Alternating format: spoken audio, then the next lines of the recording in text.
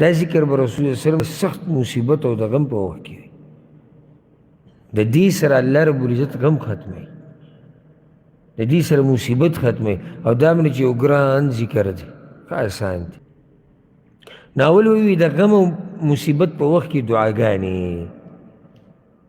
غم او مصیبت دا ګوره عام ټکی دی، یعنی دلته ګوره غم سه یو محدود مصیبت یا یو حادثه زه نه یادوم چې هغې ته موږ غم وایو. مصیبت زه څه مرګ نه یادوم چې چاته خپلې مړ شو. دغه هره حادثه هره صدمه چې تا ته در رسي د هغې د لاسه ته خفه کېږي، د هغې د لاسه دې زړه تنګېږي، د هغې د لاسه سړی په سوچ کې شي، دې ته غم ویلی کېږي. مصیبت هر حادثه چې تا ته راغله، تا ته نقصان در رسي پکې، دې ته مصیبت ویلی کېږي. نو د غم او د مصیبت په وخت کې دعاګانې. اولنی دعا عبدالله بن عباس نه نقل ده، او دا قسمه اذکار او دعاګانې مونږ کې خو بعض هغه دي چې الله ورته صرف په سخته کې یاد دي. نو نن سبا دا دی چې دا بېروزګاري عامه ده، که مسافر دي او که خپل ملکي دي، اکثر بېروزګاري ده. مالی حالات د خلکو اکثر تنګ شوي دي. نو دا د هغوی دپاره قیمتي دعاګانې دي. هسې به په داسې چا باندې وخت نه ضایع کوئ، نه به دین ګډوډ کوئ چې هغه درته بې سنده وظیفې ښیي. لکه هغه یو په روز خلک نښتي، لکه څلوېښت ورځو کې چې سړی مالداره کوي، څلوېښت ورځو کې چې مالداره شي، قرضې به دې په یو هفته کې ختمې شي. دا ټول اکثر هغه څه دي چې هغه بې سنده دي.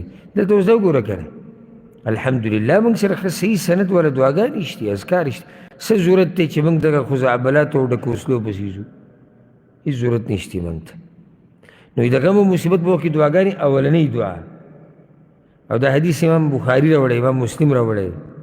عبدالله بن عباس وی ان رسول الله صلی الله علیه وسلم کان یقول عند الکرب، رسول الله صلی الله علیه وسلم به د سخت مصیبت په وخت کې دا دعا وی. کرب په عربي کې هغه سخت مصیبت ته وایي.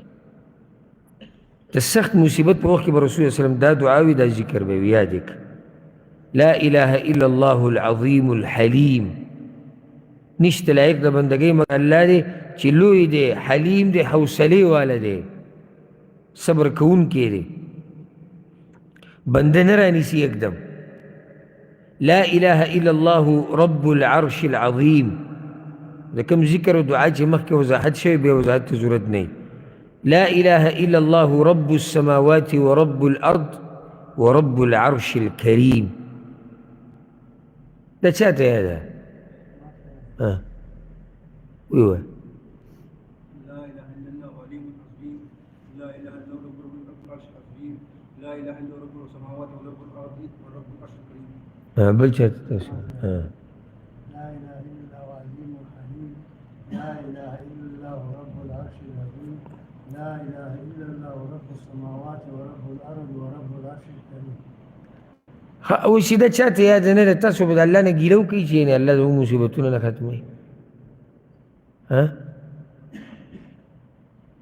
یعنې ګیله ته څنګه کې د الله نه، او ته په غم کې الله نه یادې، او ته په غم کې هغه ذکر نه وي چې کوم د رسول الله صلی الله علیه وسلم نه راغلی.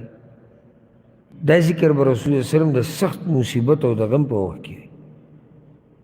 د دې سره الله رب العزت غم ختموي، د دې سره مصیبت ختموي. او دا منې چې یو ګران ذکر دی، ښه آسان دی. خو د هغه چا دپاره چې الله ورله توفیق ورکړي، نو دا یاد کوي. او چې کله مو غم او مصیبت وي، نو هغې کې دا ذکر دا وایي.